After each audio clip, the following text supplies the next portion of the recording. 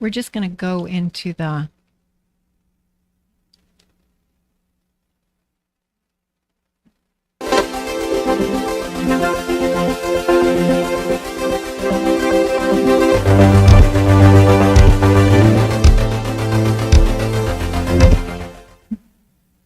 Hi, and welcome to Get Real Estate. I'm your host, Monika Thomas. I've been a real estate agent now for 10 years, and I love helping people buy their first home.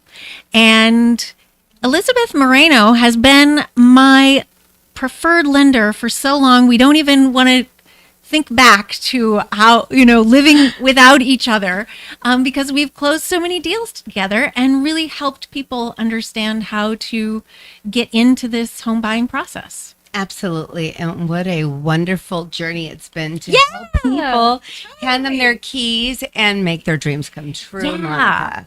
Yeah, I'm very happy to be here with you. Totally. And Shiva J is joining us. She's an agent also with my company, Engel and Volkers. And I'm so excited to, help people learn how, because I think a lot of people are like, oh my God, escrow, what is that? What are we doing? When do I get my keys? People have so many questions, for their agents and for their lenders about how to do this thing. So welcome to Get Real Estate. Thank Shiva? you, Monika. Yes, I'm excited to talk about this. Yeah. So we're going to kind of go through the first couple of steps. We have a couple of, so here is the, actually, let's start with the monopoly board, the first steps in buying the home buying process, because it is kind of like a game that we go through. So what are some of the first steps in becoming a home buyer? Is honestly, it's getting pre-approved, because I always think, how much can you afford, and really think about that, because that's going to affect, how much home you can get. Exactly. And that is where I come in. As a lender, I am involved from pretty much day one. I just recently saw The Sound of Music. So what does she talk about? Julie Andrews talks about, let's start at the very beginning. Oh, yeah. So the very beginning is best place to start. Yeah, it is the best place to start. Finding out what the banks are thinking you are You can capable of affording. So when you put your clients in touch with me, Monika, I ask them a series of questions that will help me then guide them as to what their next step will be in filling out the application and what type of documentation they'll need to provide. Banks want to know that people have good credit. Credit scores are very important in America. I've worked with people from other countries that maybe didn't realize that, but here your credit will determine what kind of interest rates you'll be able to qualify for, as well as different types of programs. Obviously, if you're above a 740 credit score, they consider that excellent. But don't fret, because you can buy a house with interest with credit scores as low as 580. Obviously, the interest rates and programs for those are going to be very different, but it's important to know where your credit is. Then they're going to want to know your 2-year work history. Right. So I get into that right away. Where do you work? Are you hourly? Are you salaried? Are you commission based? How is it that you earn your money? Because based on that, it's going to determine what type of products you'll be eligible for and what kind of paperwork I'm going to need. For instance, if you're self-employed, we need tax returns for the last 2 years. Whereas if you're a W-2 employee, we'll just need your W-2s for the last 2 years and your most recent 30-day pay stubs. But if you are commission-based, we'll need to take into account different factors. So talking to someone at the beginning and finding out what kind of work history they have along with their credit score is very important. And then let's not forget how much money do people have to work with? Right. What are they starting with? Exactly. How much money? I always say, once I ask all the initial questions about income and credit and everything else, I always say the $1 million question is, how much money are we working with? And they're like, well, I don't understand. I go, well, how much money is there that Have you're you saved considering, anything? Yeah. Yeah, towards the down payment and closing costs? Yeah. And no answer is a bad answer, but Right. But based on that, I'll say, okay, great. If you have 200,000 to play with, Right. where it's very different versus if you have 20,000 to play with. Totally. So first time home buyers. If you're buying with another person, or, are you thinking, oh, my mom is going to help me? And then we have to have Exactly. those conversations as well. Exactly. And sometimes, parents want to know what it's going to take for them to gift their children Right. those funds. And- Is it going to affect their taxes in any way Right. or anything? So I sometimes do have conversations with the parents. Right. I've done that several And times the for your gift clients as well. letters and Exactly. all of that. Yes. So initially, I will have that conversation. Typically, I tell people set aside 15 to 20 minutes. Sometimes I go longer. Sometimes we're on the phone for up to an hour answering questions they might have for me that haven't been answered along the way. But once I know the initial where they're starting and who's involved and if anyone's gifting and how many people I need to send the application to, and they send me their paperwork, I can get a file underwritten beforehand. So what does that do for you as a realtor? Oh, it's magic. Exactly. It's magic. So I send them the application, I gather the paperwork, and then my job is I send that off to the bank for an underwriter to review the file. And once the underwriter gets the file, they might have additional questions for me that then I reach out to the buyer and say, hey, this is a little unclear in your application. Let's sort all of this stuff out prior to getting you engaged in making offers on properties so that we don't have any surprises when we're in contract. Yeah. We don't like those surprises We don't in like contract. No, No, not at no. all. No one ever does. The only surprise realtors Oh, I have and more buyers, money. Yeah. That's the only surprise realtors and buyers really like is when the appraisal actually comes in higher right. than when you're purchasing the the best. property for. Yeah. But that's not very as often. common Yeah. as we would like. Exactly. Yeah. So getting pre-approved is the first step, and I do my best to answer the questions buyers might have. I talk to them about what a debt-to-income ratio is because Very important. that's one of the big things that lenders use to determine if a Right. person can afford a payment. Right. So I explained to them, based on $1,000 of your gross income, most lenders will let you go up to having $500 in monthly expenses. So, but that is like the max you can expect. So if you're making $10,000 a month gross, they'll want to see that your expenses, including your mortgage payment and any other debts you have, will not exceed $5,000 a month. So once we have that, that'll help us figure out, okay, Mr. and Mrs. First-time home buyer, based on your income and your current debts, this is the monthly payment you could afford so that we stay at that 50% debt to income ratio or less. Yeah. Awesome. Yeah. Shiva, how about you? Do you have any guidelines for first-time home buyers that you have used in your practice? I do, and this diagram is actually very helpful. But the first process, I agree, it's to get pre-approved. Yeah. And one of the question I'll encourage my first-time home buyer to ask a loan agent is to talk about how much payment they can afford versus how much payment they're comfortable with. 'Cause And what's the difference there?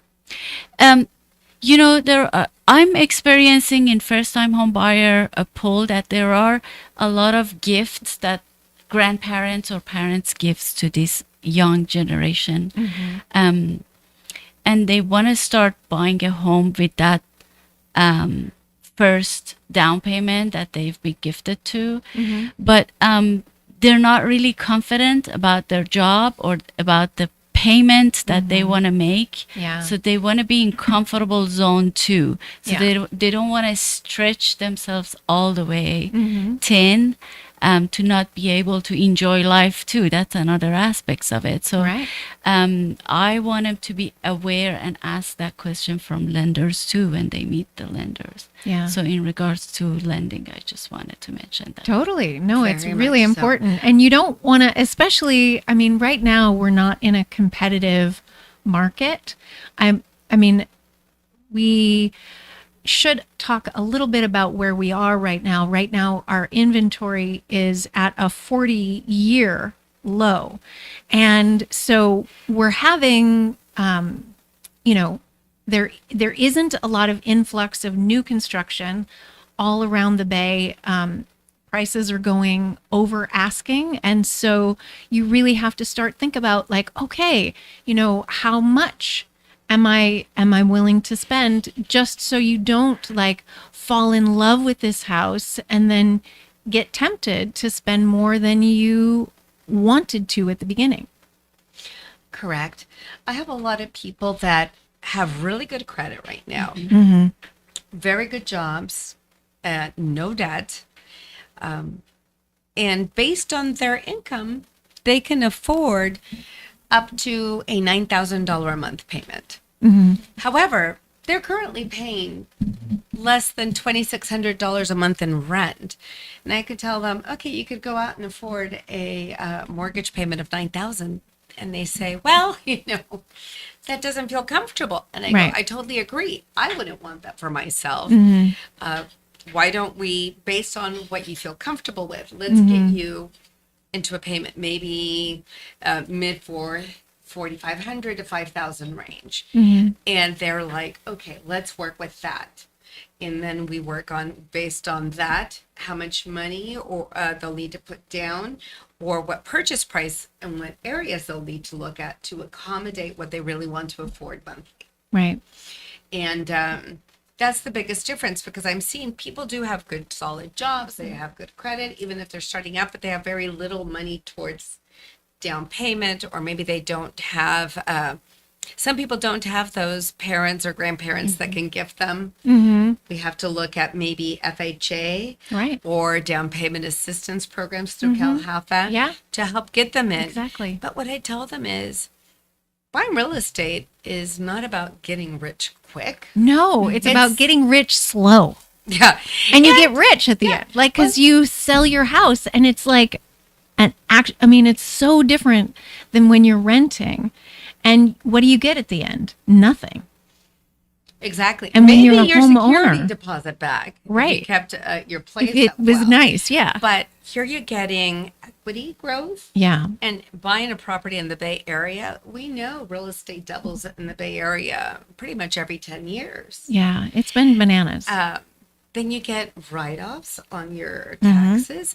There's so many benefits to owning. Well, real and estate. you live in your house. So not only it's like a savings account that you get to live in also. And then you get to like do all the things that you've always wanted to do, like add a bathroom or do this or put in the attic. I mean, there's so many fun little things once you can kind of afford, because at the beginning, you're like living a little paycheck to paycheck, like, oh, I just have to make the payments. But like after you're in the property for a while, you can start really making it yourself. And that's the really fun part. Especially when I speak with first-time home buyers, I go, look, you guys know that every year your income continues to go up and up. Your income's increasing. However, your payment is going to stay steady. You have a 30-year fixed loan. Yeah. And at some point, especially if you go in with the down payment assistance program, and right now when rates are high, you'll be able to take the benefit once you have equity to refinance into a better loan, remove mortgage insurance, have even a better payment monthly, and it's going to be easier to afford because you're making more money as you can every year. They say marry the house and date and the date rate. the interest rate. So don't wait for interest rate if you Yeah. need a roof, your first roof. And I would add, Monica, that yes, getting into real estate to become wealthy, to work on your investment, that is true. But first time home buyer, it's to bring your mentality to I'm getting my feet into the door Right. of establishing that wealth for myself and for my family. So I see a lot of first time home buyer that they get wrapped around where I'm going to put my furniture in. This is not big enough. I'm not going to afford the bigger one. And, Right. and I have to work with them, bring them back to reality that this is not going to be your first and last home. So Right. you got to just think I'm putting my foot in there. Yeah. And then it's going to be another step to improve that. Yeah. And people generally, what is the general guideline? I think 7 years, 8 years that people like stay in one particular property and then they maybe have kids or something. It is kind of a process, but then you have to get on that ladder somewhere. 100%. Yeah, it is a cycle, depends on age that they come off after college, they want 1-bedroom condo. Yeah. And then they go to 2-bedroom in metropolitan with, partner or, spouses. And then when they have kids, they want suburban with better, school district Right. and home with land so they can run around. Have and the then dog and the at kids back there. Yes, Yeah. and they go back when they're in retirement. They want to sell it again and go buy something small close to kids and Right.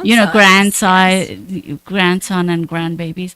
So it's a cycle always, and it repeats like every 3, 5 to 10 years. Yeah.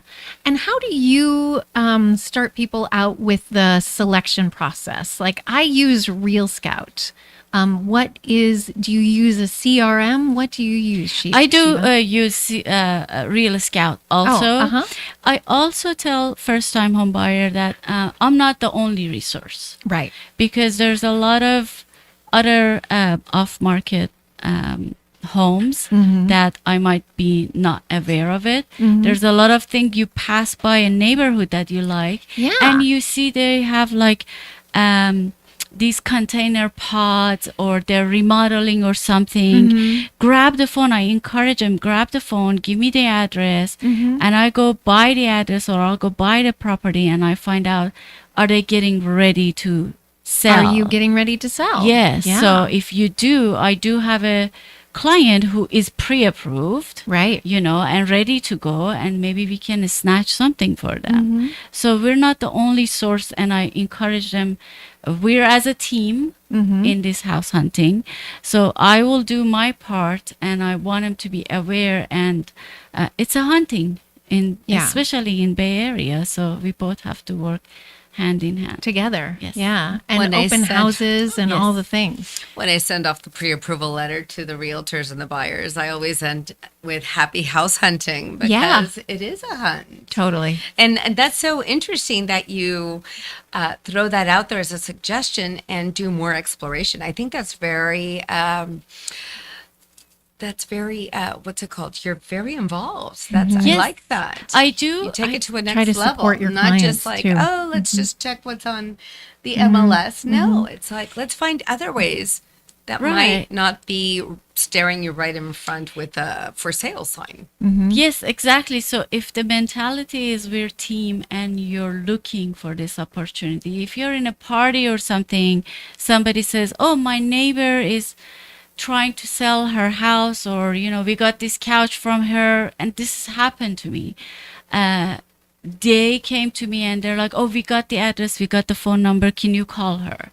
And we end up having that house for my first time home buyer. It's just as they heard it in the party. So you have to ongoing be aware of what opportunities around you. Exactly. So let's move to the next phase of now you're going to the different houses and you're taking people around. So maybe you're making a tour and you're touring different homes around the Bay Area. Let's talk about that part of the process when we're going on tour. So I give people about, I say up to 5 or 6 houses at max where I, make a tour and we go around and like check out all these different houses. Now, I think that the human brain shuts down when you have too many choices. You're like, what was that one that we saw in Lafayette? I can't remember, la la la. And so I'm people like at the beginning they're like, oh, I want to see everything, but you can only remember about 6 or 7 choices. So I try to reel people in, and then it does matter, like if there's a house that I don't know. I always think about staging and, how many other offers are there. And so, if a house is like really beautiful, sometimes it's going to be more hard for them to get, like, I always want a house, like, I kind of love fixers, It's so wonderful. Like, if a house has been on the market for a while and it's a little bit of a fixer, but, the carpet maybe needs replacement, but the bones are good. Like that's the homes that I'm really looking for my clients, because I want them to, get their offers accepted right away. And then, be able to move into this house and not because you're not going to be able to keep the furniture with you, the staging furniture, right? Because you're buying the house, not the furniture. So I always try to help them look beyond the staging, which, professional stagers, God bless them, but, look beyond the furniture and is this the house that, you're going to have coffee in the morning, So one suggestion, Monica, I have for first-time home buyer when we're touring is I'm prepared. I'll give, even if they're, let's say their family, their husband, wife, boyfriend, girlfriend, partner, whatever, I give each a notepad and a pen, and I ask them to take a picture and write down on each home the list of items you liked or criteria, design, kitchen, floor plan. You write down what you liked about this house and what you absolutely hated about this house or property. And then take a picture of it or take a little clip. And when you go home, check with each other, especially if the buyer is not one person and it's involved with another person. You're in a team. You have to align. It's like marriage. You have to align and see, what do I really want? Right. Criteria wise, which one's more important? What's the highlight? What I cannot absolutely stand living with. And then check those criteria and narrow it down. The more you see, the more you have the checklist, delete or plus sign, then you narrow it down to what you want. The next time when we're going house hunting, you be able to tell me, okay, this, don't waste your time. Right. Because we know we don't want it. Right. Let's go hunt this It's one. not an Easter egg hunt. Exactly. Yeah. Exactly. So just how when Shiva said, hey, if you see a house with a pod or something in front, get me that information so that I can do some more research. She goes above and beyond. You're going above and beyond and helping first-time home buyers see the potential in a property. Right. Because yes, it's easy to like a home when it's fully staged. When it's but beautiful, can yeah. you see the value and opportunity in front Right. of you in a home that has not been staged? Yeah. Are you? If it so only needs that- carpet and paint, that's a winner. Oh my goodness, of course. And Right. sometimes that's, especially if they've never owned a home or can't see, it's like, hey, let's save some of your funds so that you can, when you come in, rip out this carpet. Yeah. Get rid of the popcorn. This Yeah. is a good neighborhood. These homes Popcorn are feeling. like one of those, vintage Eschers. homes or that could be kind of made modern and Exactly. you could create the feel that those stagers had, but give yourself some time. And also I like to sell them, especially with the first time home buyers, on sweat equity. You do a couple of exactly. these things Totally. to it and you're immediately going to be building up equity in a property, making Totally. it more attractive to sell for when you're ready to take that step into the next house. Yeah. which is going to be in that better school district if you have the child, or going Totally. to be putting them in school. But Absolutely. it's so important to help them see what they can't see.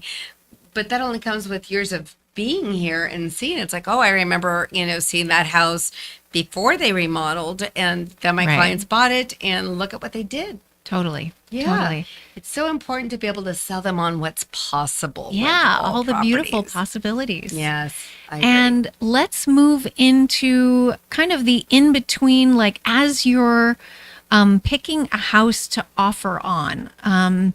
How do we help people make that decision? Um, Yeah. What I do, I make them prioritize, because what I see as a realtor as a priority, which we always say location, might not be for many. So I sit down with them and check the priority list, what they make. And then we go through it, and on the first option that they absolutely love, we go forward and try to win that in sending an offer. And then if that didn't happen on the list, we go down. This is how I help them to choose. Another thing is, you have to, I'll have that communication up front, that who is the decision maker. Because in a lot of, family, different culture, background, mine, It one can of be them. the woman. It could be the woman of the house. It could be the man of the house. It It could could be. be the whole minibus of the whole family. Yeah, the aunt, entire family. uncle has Absolutely. to have and say something about it. Totally. So up front, I would ask, who is the decision makers? Right. You two making the decision makers. Family has to be involved. And it who does has take to a say- village. Yes, yes.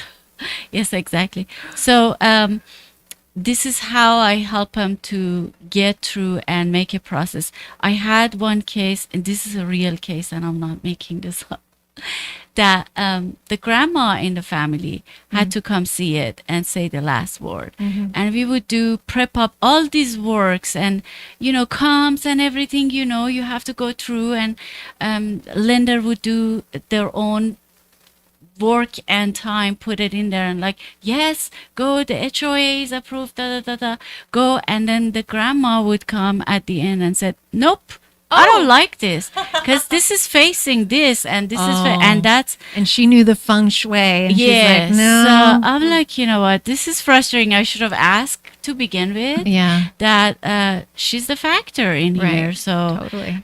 you have That's to ask some that. wisdom, Yes. right? You're learning that there's the hard way and the Sometimes, easy way to yes, learn things. you learn yeah, in a hard way. totally. You learn from every transaction. Right, You come exactly. away with More wisdom. Yes, with every transaction for sure. Totally. So now they've fallen in love, and now we're helping people like go through the making an offer process. What do people need to know for making an offer? That seller likes clean offer. Yeah, they do. So what clean offer means is, first of all, it's not a lot of conditions, and you want to really think about, like, I always, as an agent, I always talk to the listing agent, and I'm like, what would make your seller happy? Do they need rent back? Do they need more time so that they can find another property? So, make sure that you speak with the listing agent and ask your buyer, do you need to move in right away? And then of course we're working with each other, because Right. you're always my lender. So we can say, okay, so this family, we'll give them 30 days to move in, and make sure that that's okay, because that will work for the pre-approval Yes. or the you actually go all the way through past just the approval to the Correct. underwriting. Well, yeah. So it's so important for the beginning, find out what kind of environment, market we're working in. If we're working in one where it's like, Right. we need, apart from like a clean clothes, meaning hardly any conditions. Right. That's another reason why pre-approvals are so important. For instance, if you want to go in with a no loan contingency, Right. or loan condition, that means you really want to have your entire file reviewed by the bank Yeah. before submitting that, so that you know that everything's checked There's off, less and they can risk. feel safe. The buyers feel safe putting in that offer. Depending on how aggressive people need to be. Right now, I guess you don't need to waive appraisal contingencies because they're not, I mean, there are some multiple offers still right now because there's not that much inventory. But I think some people are leaving shorter contingencies. It's like, well, give me like an appraisal contingency, but let's get it done in 8 days or something. Yeah. And how long are usually appraisals going right now? Right now, I can remove an appraisal contingency in about 8 to 9 days. Okay. And when things get really busy, appraisal that, you know, to get an appraisal done has doubled in Has value it since the taken more pandemic time? happened. Right. Before they were like 500 something, now they're close to $1,000 to get an appraisal done, just because of the demand. Right. And they were taking about 12 to 15 days in some cases to get Right. an appraisal because they were in It was such taking high longer. demand. Yes. But right now I can get an appraisal back in about 8 to 9 days. Good. And that is a condition that a lot of people still like to leave so that they can have something. Maybe if it's not an inspection contingency or the loan, they'll do an appraisal because they feel like then everything else in the file is pretty solid. And there's one trick that I like to add, you know, something like if you write this offer and let's say that it doesn't, you know, that it doesn't appraise for the value, like how much and have this conversation with your client, like how much are you able and willing to put in a little bit more and then put a cap on it? So they're not risking the whole farm, obviously. They're only risking up to, let's say, $30,000 or $20,000. You're giving, you know, you're working with the listing agent saying, look, my clients are qualified, and if it comes in low, we're willing to go this much higher. It doesn't sound like, you know, properties aren't appraising for the value right now in this market. But it's always a good carrot, you know, to make your offer look just a little bit better, even better. Sure. And that all depends on how much the buyer says, nope, I really love this house. And yes, I am willing to do that. Right, exactly. And that's, you know, something to really discuss with your buyers beforehand. Well, they're always in love in the beginning, right? It's such a relationship. Right? Yeah. That you know, at the beginning, you're in love with the property, you know, and then you get the appraisal back. And then the appraisal, you know, you have this problem and that problem and this problem. You know, how do you deal with some of the ups and downs of the escrow? Shiva? So this is what I say. Everybody could get a license and sell a house, but the skill comes when trouble like this happens, and it's you when have it's to, not smooth. right? When Yeah. it's not as smooth, and most of the time it's not as smooth. Right. How to work that out? Escrow rodeo. Exactly. Exactly. When you get that inspection report back, and there is It's a problem always you don't something, yeah. see behind the wall or Right. underneath the house, Yeah. then what would you do? And that comes our negotiation skills. Exactly. And how smooth operator we are to talk to the other end agents Yeah. and make this understanding that we Make have the to make relationship both work. happy and come in the middle. If there's something curable, we can fix it in an amount of time before Yeah. closing. We can do that. If not, if it's major issue, then it's another And then a road. seller credit or a price reduction. And it's often best, this I'm getting from the broker's appreciation, like every Friday there's a broker meeting, and they just say often it's better, you know, not to get into fixing first of all, you don't want the buyer fixing the property. If anyone's going to fix the property, it's got to be the seller. However, usually it's better just to give the give the buyer a credit and let them do the repairs after close of escrow, because otherwise you're opening up that can of worms, and we don't want to know what's wrong. And you don't want seller to fix that in rush. Exactly. To just close it. Do it wrong, because that's the number one way to get into a lawsuit. Just make sure that the seller credit shows up, that it is towards closing costs and not for repairs. Non-recurring closing Thank costs. you very much. Yes. Going to blow the loan up. Non-recurring Yeah. closing costs. The lender does not want to hear about any No. repairs that need to be done.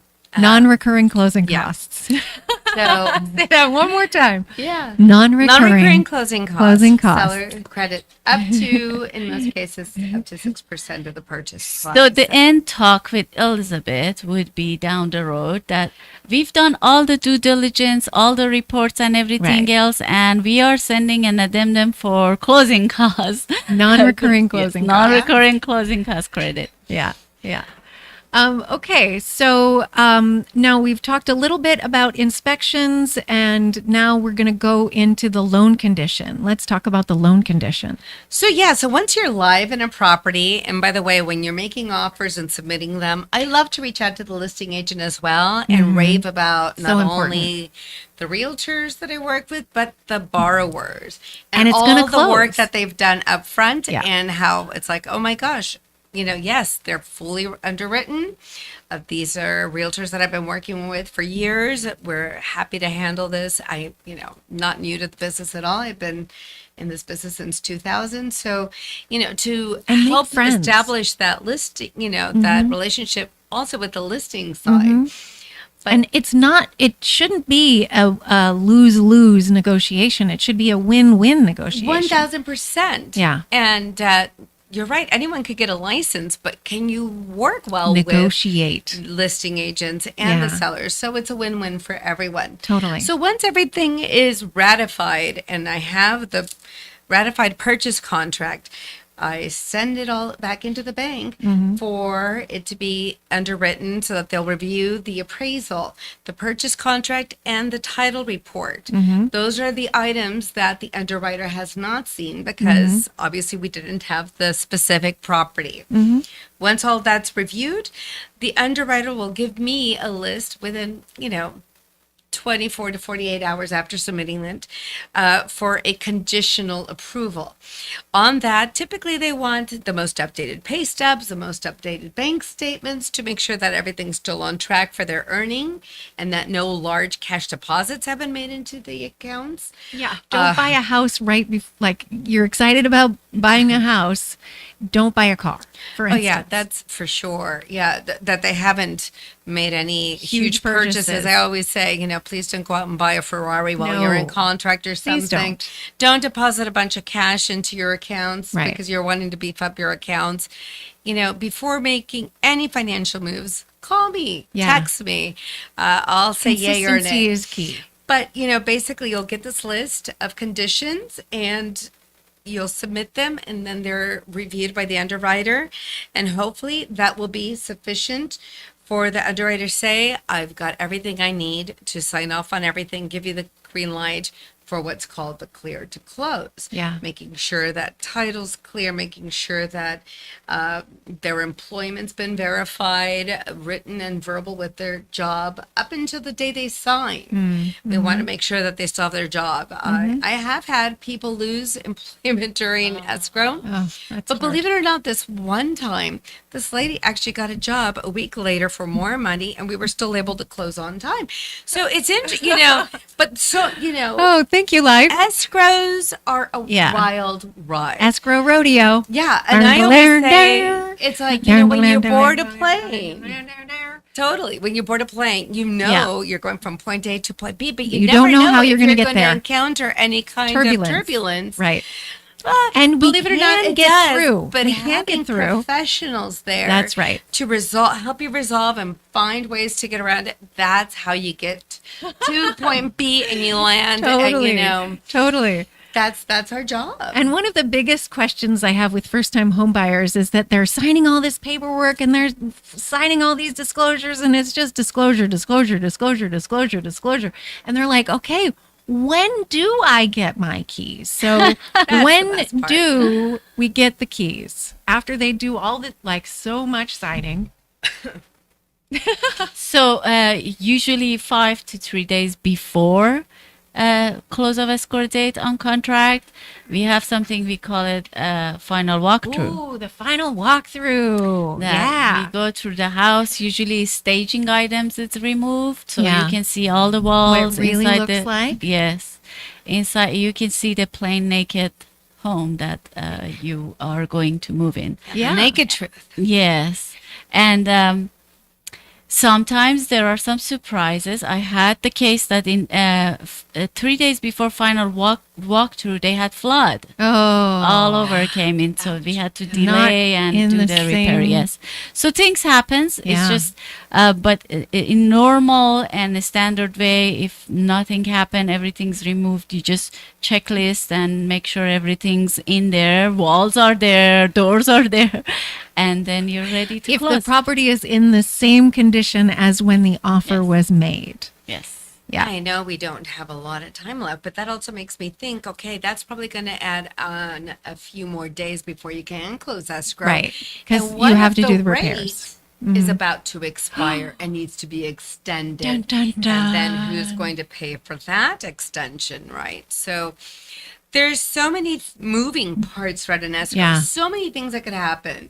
I mean, the chances are much higher that things are going to happen, but that's why it's so important that the lender, the buyer's agent, the listing agent Are in all communication. We're all in the same working team with here. people that know what they're doing, that have been there before, that have learned from all the escrows they've had prior, because you come away with nuggets. Totally. Yeah. Totally. So Well, it's hard to cover it all, but I it hope really we've is. given you a sense of there's so Yeah. many parts, moving parts, and that it's important to just, ask any question, because there's Yeah. no silly questions. Yeah.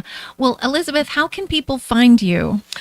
Best way to reach me is via phone. Yeah. I love to receive phone calls. I've had the same number since 1997. Me too. When it was cellular one here in San Francisco back in the day. Yeah, I don't know if absolutely. you remember that, but best Uh-huh. number to reach me is 415 area code 602-5931. Perfect. Thank you so much. You had Thank you. everybody scrambling for a pen. Yeah, I bet I Because did. they're watching you on the phone or listening to you on the Yeah. phone. Well, just in case, we'll have audio listeners and, podcast, Facebook Live listeners. So we'll see. and those phone numbers and contact information will be down below in each post, by the way, guys. Awesome. Very good. And you, Shiva? 925-876-2290. The best would be to go to my website, though, homesbyshivaj.com, and it's right below my name. Cool. And my phone number is, Wow, we're just getting out all the phone numbers here. well, Okay, this is you know, good. like like I that. want to make sure that everyone can reach me. It's 415-572-2670. And my name is Monika Thomas, Monika with a K. And I am in the Castro office. So thank you so much for listening to Get Real Estate. Paul Brumbaugh, you've been a gem as ever. Thank you so much for having us at the studio here today. And it's edgestudiosonline.com. Thank you. Thank you, Nice. Paul. Thank Yeah. you, guys. Thanks so much.